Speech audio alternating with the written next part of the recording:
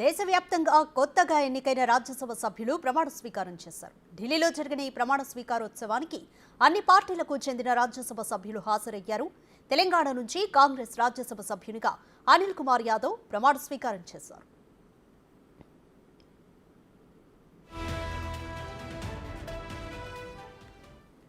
Congress senior నేత మాజీ MP Anjan Kumar Yadav తనయుడే Anil Kumar Yadav 1999 నుంచే అనిల్ కుమార్ యాదవ్ కాంగ్రెస్ పార్టీలో యాక్టివ్గా ఉన్నారు.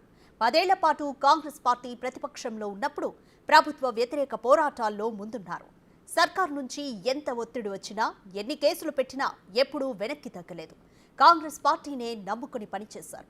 ఉమ్మడి ఆంధ్రప్రదేశ్లో ఎన్ఎస్యుఐ జనరల్ సెక్రటరీగా, ఎన్ఎస్యుఐ నేషనల్ కోఆర్డినేటర్గాను బాధ్యతలు నిర్వహించిన అనుభవం అనిల్ కుమార్ యాదవ్కు ఉంది. తెలంగాణ ప్రదేశ్ యూత్ కాంగ్రెస్ కు ప్రెసిడెంట్ గా ఎన్నికైన తొలి నేత అనిల్ కుమార్ యాదవే.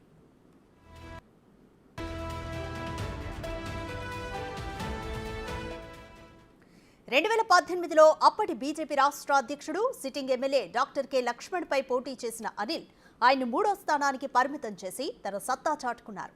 అనిల్ నాయకత్వ లక్షణాలను గుర్తించిన రాహుల్ గాంధీ కర్ణాటకలో ఆల్ ఇండియా యూత్ కాంగ్రెస్ ఇన్ఛార్జిగా బాధ్యతల్ని కూడా అప్పగించారు. కాంగ్రెస్ పార్టీనే నమ్ముకొని పనిచేసిన అనిల్ కుమార్ కు రాజ్యసభ సీటును ఇవ్వడం ద్వారా పార్టీలో యువతకే ప్రాధాన్యత ఉంటుందన్న విషయాన్ని చెప్పకనే చెప్పింది కాంగ్రెస్ పార్టీ.